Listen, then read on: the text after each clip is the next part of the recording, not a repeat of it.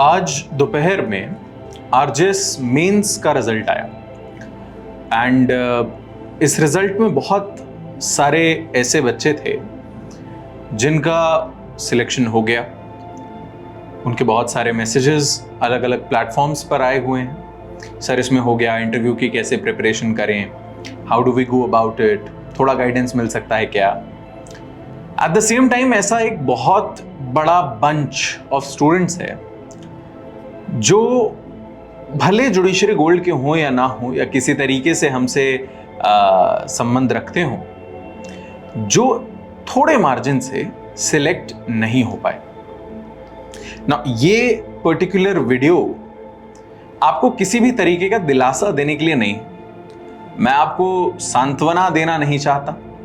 मैं यहां ये कहने के लिए नहीं आया हूं कि डर के आगे जीत है, सब सही हो जाएगा, फिर से मेहनत कर लो।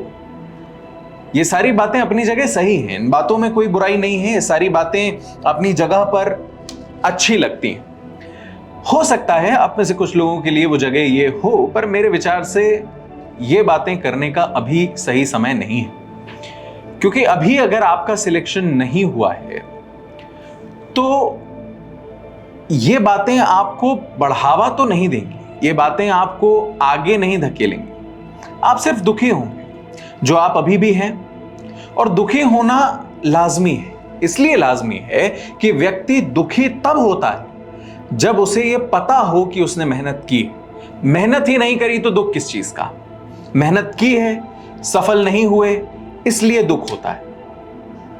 हो रहा है, थोड़े समय उसके साथ रहिए और इस चीज को समझिए कि आप प्रीलिम्स निकाल चुके हैं, मेंस का एग्जामिनेशन आपने दिया है जिसमें आप शायद थोड़े से नंबर से चूक गए। तो ये रिजल्ट कहीं से कहीं तक आपकी क्षमताओं और आपकी कैपेबिलिटीज को डिटरमाइन नहीं करता। ये रिजल्ट ये नहीं कहता कि आप इस एग्जाम के लिए नहीं बने हैं, या ये एग्जाम आपके लिए नहीं बना है, या आप एक फेलियर हैं, या फिर इससे मिलती जुलती कोई भी बात। ये रिजल्ट सिर्फ इतना कहता है कि इस बार वाले इस मेंस एग्जामिनेशन में या तो हमारी तैयारी थोड़ी अधूरी रह गई या हमारा भाग्य थोड़ा साथ नहीं दे पाया। खैर, जो भी कारण है, इस कारण को पकड़ करके मत बैठिए। दुखी होना ठीक है, पर दुख को अपने ऊपर हावी मत होने दीजिए। यह मत करिए कि यह चीज आपके आड़े आए, आपके सर पर बैठ जाए, आप इसी विषय पर सोचते रहें, ऐसा ना हो। दुख है अपनी जगह, पर अब इससे सीखिए कि मुझसे गलती कहां हुई और उस गलती पर काम कीजिए। अभी नहीं, 2-3 दिन 4 दिन आराम कीजिए, अपने आप को थोड़ा सा समय दीजिए, थोड़ा बाहर निकलिए, कुछ देखिए, कुछ लोगों से मिलिए। आपको खुद जब थोड़ा सा बेहतर लगने लगे तब अपनी तैयारी वापस शुरू कीजिए। क्योंकि देखिए, आप जब लोगों से मिलेंगे और लोग आपसे पूछेंगे कि कैसा रहा रिजल्ट, क्या आया, आप शायद ये बोलें कि सब नहीं हुआ। एंड लोगों का कोई मान धर्म थोड़ी होता है। वो तो आएंगे, कहेंगे अच्छा नहीं हुआ, मेहनत नहीं की होगी, और वो चले जाएंगे। वो कभी नहीं देखेंगे कि आपने कितना एफर्ट डाला, आपने कितने सैक्रिफाइसेस किए, आपने कितना काम किया, किस लेवल तक पहुंचे। That is all irrelevant to them. और इसीलिए बहुत पहले गाना आया था, कुछ तो लोग कहेंगे लोगों का काम है कहना। नई चीज नहीं, हमेशा से होता रहा है। लोग तो बोलेंगे, उसे हम एक कान से सुन के दूसरे से कई बार नहीं भी निकाल पाते।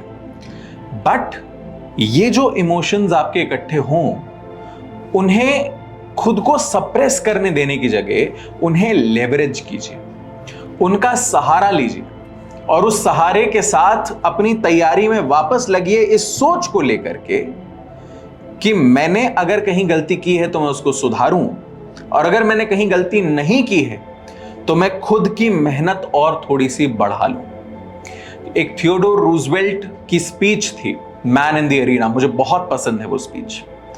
उसमें थियोडोर रूजवेल्ट ये कहते हैं कि it's not the critic who counts. जो व्यक्ति बैठ करके साइड में बोलता है अरे ऐसे शॉट मारना था यार, उसे कोई फर्क नहीं पड़ता। फर्क उससे पड़ता है जो वाकई मैदान में है, जो गिरा जिसके चेहरे पर धूल है, खून है, जिसने मेहनत करी, उठा, लड़ा, और वही व्यक्ति जो मैदान में है, it's the man in the arena who knows कि उसने क्या क्या इस जंग को दिया है।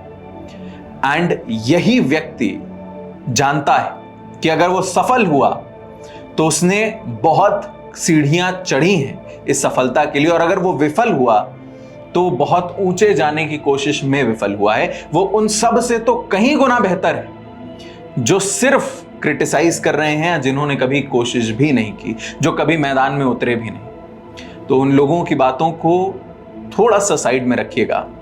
ये सिर्फ एक मेंटर की, गुरु की, बड़े भाई की सलाह है।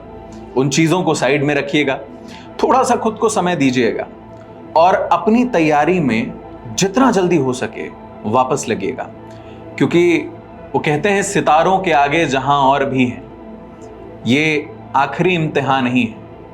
और भी मौके मिलेंगे, और भी अवसर मिलेंगे जब आप खुद को साबित कर पाएं इन सब से ऊपर।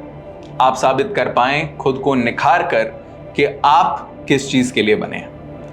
आपके मन में एक विचार होना चाहिए कि मुझे जज क्यों बनना है। उस विचार को लिखो, एक कागज पर चिपका लो अपने सामने, चाहो तो इसी वीडियो के कमेंट में डाल दो कि मुझे जज इसलिए बनना है। उसको दिमाग में रखो, पकड़ के रखो, और जब तक हो ना जाए ना, छोड़ना मत। हाँ, कभी अगर ऐसा लगे कि नहीं मुझे जज नहीं बनना, सिर्फ एक नौकरी चाहिए, तो वो आपका अपना दृष्टिकोण है, उसका भी सम्मान करना। पर अगर जज ही बनना है तो ये सेटबैक्स आपको पीछे नहीं धकेल सकते। अपनी मेहनत में कमी मत होने देना और इन चीजों को खुद पर हावी मत होने देना। बस यही कहना था। Thank you.